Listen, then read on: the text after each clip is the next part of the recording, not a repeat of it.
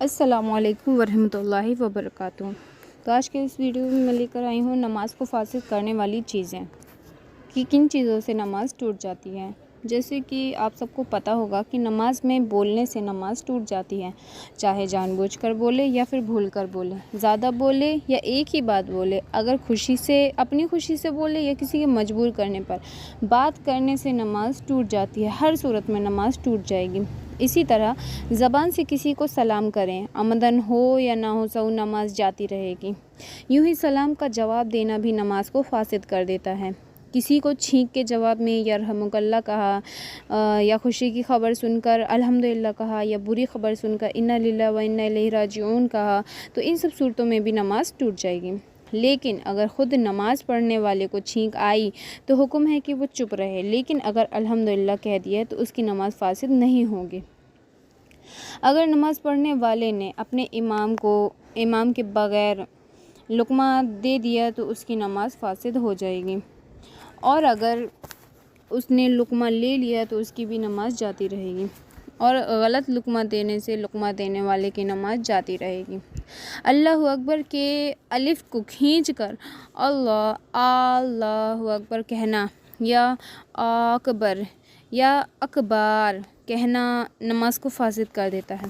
اسی طرح نستعینک کے الف کے ساتھ نستعینک پڑھیں اور پڑھنے سے، اور انعمت کے تا کو پیش یا زیر یعنی انعمت یا انعمتی پڑھنے سے بھی نماز جاتی رہتی ہے۔ الف عطف ظرف یا مصیبت کی وجہ سے نکلنے والی جو آواز ہوتی ہیں، تو جو بھی حرف پیدا ہوتے ہیں، ان سب صورتوں میں بھی نماز ٹوٹ جاتی ہے۔ مطلب اگر ہم نماز پڑھ رہے ہیں، کچھ تکلیف ہے ہم کو، ہمارے منہ سے او یا کچھ بھی اس طرح کا حرف نکل گیا تو ان سب صورتوں میں بھی نماز ٹوٹ جاتی ہے۔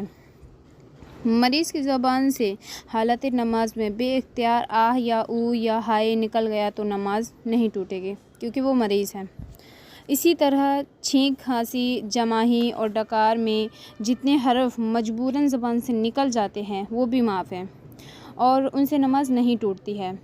دانتوں کے اندر کوئی کھانے کی چیز اٹکی ہوئی تھی، نماز پڑھتے ہوئے زبان چلا کر اس کو نکال لیا اور نگل گیا۔ اگر وہ چیز چنے کی مقدار سے کم ہے تو نماز مکروہ ہو گئی، اور اگر چنے کے برابر ہے تو نماز ٹوٹ جائے گی۔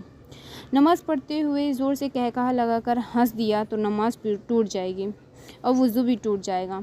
پھر سے وضو کر کے نئے سرے سے نماز شروع کرنی پڑے گی۔ عورت نماز پڑھ رہی تھی، بچے نے اس کی چھاتی چوس لی، اگر دودھ نکل آیا تو نماز جاتی رہی۔ نماز میں کرتا یا پیجامہ پہننا یا تہبند باندھا یا دونوں ہاتھ سے کمر بند باندھا تو نماز ٹوٹ جائے گی۔ ایک رکن میں 3 بار بدن کھجلانے سے نماز ٹوٹ جاتی ہے۔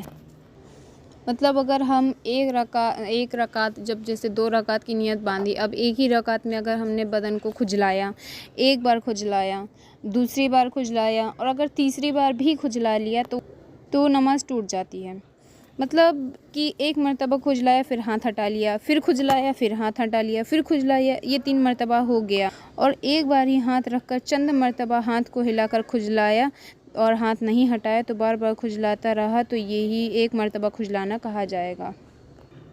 نمازی کے آگے سے گزرنا نماز کو فاسد نہیں کرتا، خواہ گزرنے والا مرد ہو یا عورت، لیکن نمازی کے آگے سے گزرنے والا سخت گنہگار ہوتا ہے۔ حدیث میں ہے کہ نمازی کے آگے سے گزرنے والا اگر جانتا ہے کہ اس پر کیا گناہ ہے تو وہ زمین میں دھنس جانے کو گزرنے سے بہتر جانتا ہے۔ مطلب اتنا بڑا گناہ۔ اور ایک دوسری حدیث میں ہے کہ نمازی کے آگے سے گزرنے والا اگر جانتا ہے کہ اس نے کتنا بڑا گناہ کیا ہے تو 40 تک کھڑے رہنے کو گزرنے سے بہتر جانتا۔ روائی میں ہے کہ اب نہیں جانتا ہے کہ حضور صلی اللہ تعالیٰ علیہ وسلم نے 40 دن کہا یا 40 مہینے یا 40 برس۔ مطلب اب آپ خود ہی اندازہ لگا لیں کہ نمازی کے سامنے سے گزرنے کا کتنا بڑا گناہ ہے، کہ اگر نمازی کے سامنے سے گزرا تو جو گزرنے والا ہے اگر اس کو پتہ ہوتا کہ اس سے کیا گناہ ہوا ہے تو وہ 40 تک کھڑا رہنا زیادہ بہتر سمجھتا ہے. اب وہ 40 کیا ہے، 40 دن ہے، 40 مہینے ہیں یا 40 سال ہیں، اس کو خود بھی نہیں پتہ ہے. تو اتنا بڑا گناہ ہے. تو امید ہے آپ کو اس ویڈیو سے سمجھ میں آ گیا ہوگا کہ نماز کو فاسد کرنے والی کون کون سی چیزیں ہوتی ہیں. تو اور اس سے پہلے بھی میں نے نماز سے ریلیٹڈ بھی کافی ساری ویڈیوز اپنے چینل پہ اپلوڈ کر رکھی ہیں، تو آپ وہاں سے جا کے انہیں دیکھ سکتے ہیں. ویڈیو اچھی لگی تو پلیز ویڈیو کو لائک، شیئر اینڈ سبسکرائب کیجیے. اللہ آپ کو اور ہم سب کو نیک راہ پہ چلنے کی توفیق و رفیق عطا فرمائے. خدا حافظ.